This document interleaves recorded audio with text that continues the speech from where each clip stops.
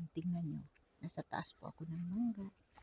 Ang pagbabalot natin ay hindi lang sabing babalutin natin at saka ano yun.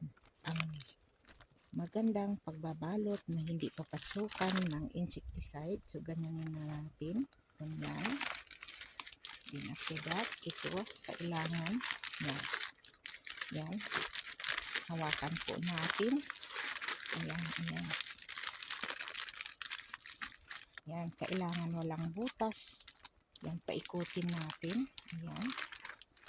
Ikot-ikot. Ayan. Wala siyang butas. Yan. Kailangan sarado po. Yan o.